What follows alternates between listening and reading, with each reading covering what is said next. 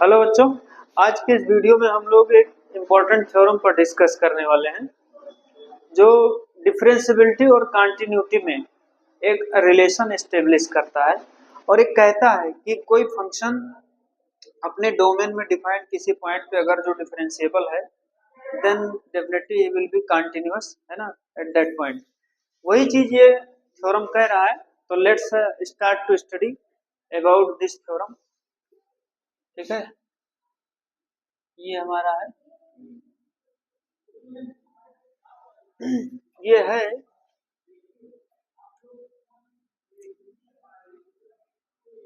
The function, क्या कह रहा है, differentiable at point c also, है ना,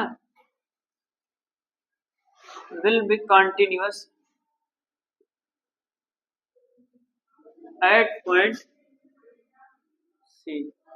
यानी कि अगर जो वो डिफरेंशिएबल है उस पॉइंट पर तो वो कंटिन्यूअस भी होगा। कोई फंक्शन किसी सर्टेन पॉइंट पर डिफरेंशिएबल है तो वो उस पॉइंट पे क्या होगा, कंटिन्यूअस भी होगा।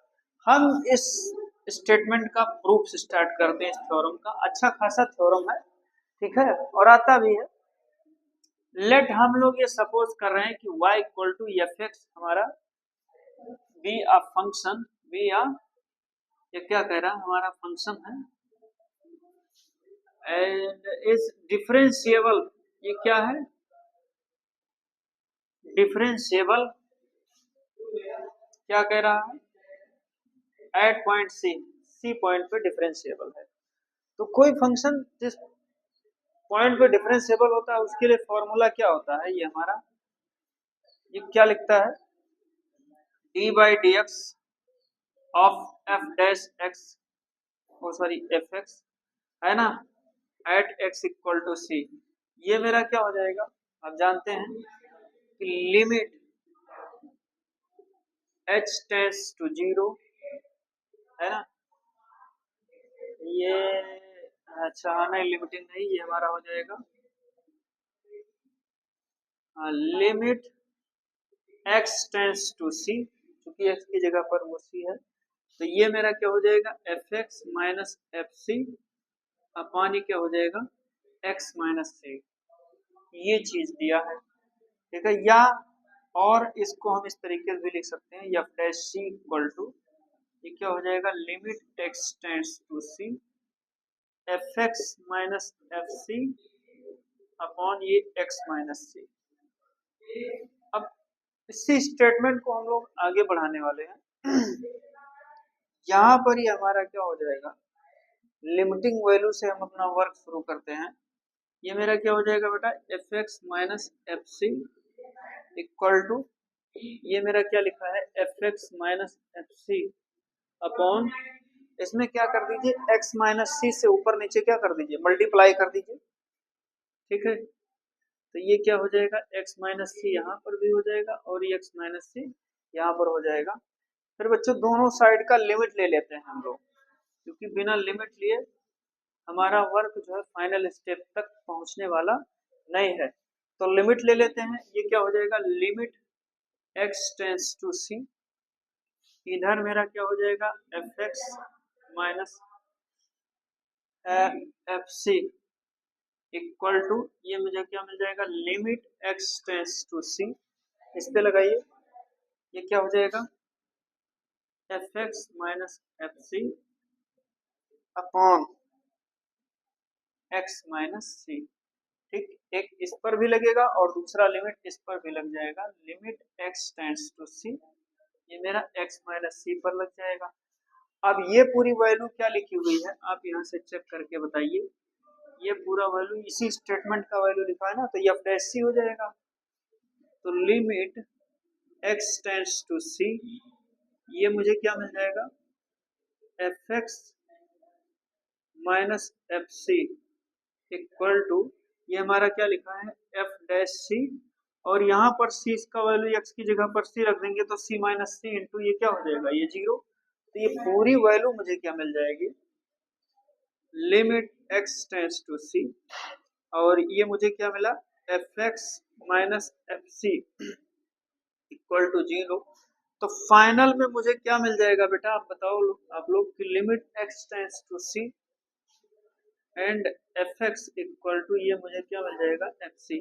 तो इसमें मेरा क्या इंडल्ज है, ये इसमें मेरा पूरा सिस्टम जो है left hand limit equal to right hand limit, ये दोनों जो है प्रोसीजर है, और equal to value of function at point c. तो ये मेरा दे रहा है, और ये स्टेटमेंट हमारा प्रोवाइड यही बात को करता है कि the function which is differentiable at point c definitely will be also continuous at that point c, है ना। मतलब कि कोई फंक्शन जो है जिस पॉइंट पे डिफरेंशिएबल होता है तो वो उस पॉइंट पे कंटिन्यूअस होता है।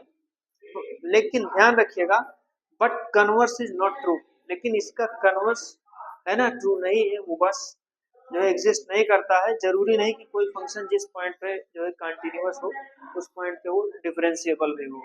तो इस बात को जो है ध्यान रखिएगा। यहाँ पर मैं नोट में लिख देता हूँ, है ना, इसका मैं नोट में लिख देता हूँ कि but converse is not true. Converse मतलब इसका उल्टा आप एज्यूम करके जो है कह सकते हैं कि अगर कोई फंक्शन है सी पॉइंट पे कंटिन्यूअस है तो वो जरूरी नहीं कि वो उस पॉइंट पे डिफरेंशिएबल भी होगा। ठीक है, तो बच्चों ये काफी जो है इम्पोर्टेंट थ्योरम था, इस पे हम लोगों ने बात किया, इस पे जो है ये अपना फाइनल स्टेप जो हमारा स्टेटमेंट आया मैंने प्रूव किया, और ये चीज देखा कि हाँ left hand limit equal to right hand limit equal to value of function at that point c पर आया है, और ये फंक्शन इस तरीके से इस पॉइंट पे क्या होगा कंटिन्यूअस होगा। तो चलिए अब हम लोग जो है कुछ और आगे के क्वेश्चन पर बात करते हैं। Let's start now.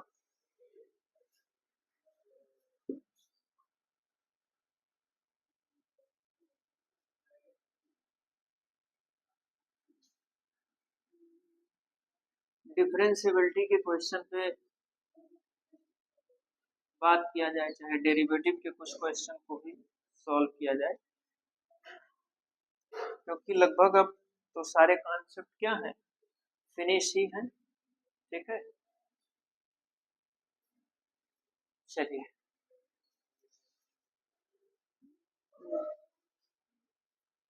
यहाँ पर है कुछ क्वेश्चन ये हमारा दिया हुआ है, जैसे ये देखिए लेट कह रहा है फाइंड द डेरिवेटिव, डेरिवेटिव का मतलब d y by d x, है ना, डिफरेंशिएशन हमको करना है। यहाँ पर कह दिया फाइंड डेरिवेटिव, तो यहाँ पर ये हमारा एक क्वेश्चन दिया हुआ है। ठीक है, क्वेश्चन नंबर ये फर्स्ट है ई एक्स और साइन एक्स। तो यहाँ पर हमारे पास बच्चों दो फंक्शन है, एक ये एफ है और एक ये क्या है जी। एक हमारा एक्सपोनेंशियल फंक्शन है, एक हमारा क्या है ट्रिग्नोमेट्रिक फंक्शन है। तो इसको आप लेट कर दीजिए y equal to e x, और दूसरा हमारा क्या हो जाएगा साइन एक्स। अब डिफरेंशिएट करिए, मैंने पहले ही बता दिया था कि डिफरेंशिएशन यानी डेरिवेटिव है क्या, तो क्या था changing of dependent variable with respect to independent variable. ठीक है, डिपेंडेंट वेरिएबल का इंडिपेंडेंट वेरिएबल के रेस्पेक्ट में चेंज होना क्या है डिफरेंशिएशन और डेरिवेटिव। ठीक है, तो ये क्या हो जाएगा हमारा d y upon d x, और इसमें लगेगा लेबनीज रूल, मतलब कि एक को छोड़ो एक को करो।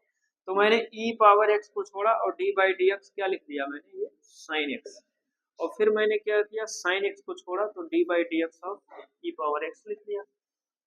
मुझे क्या मिलने वाला है ये d y upon d x equal to ये ई एक्स, और साइन एक्स का डिफरेंशिएशन क्या होता है कास एक्स, और प्लस यहाँ मैंने साइन एक्स को छोड़ा और ई पावर एक्स का क्या होगा ई पावर एक्स ही होगा। तो फाइनल में मुझे क्या मिलने वाला है d y upon d x बराबर ई पावर एक्स को मैंने क्या कर लिया कॉमा कर लिया, और यहाँ पर आपके पास ये क्या बच जाएगा sine x plus cos x. Okay, this is our absolute solution.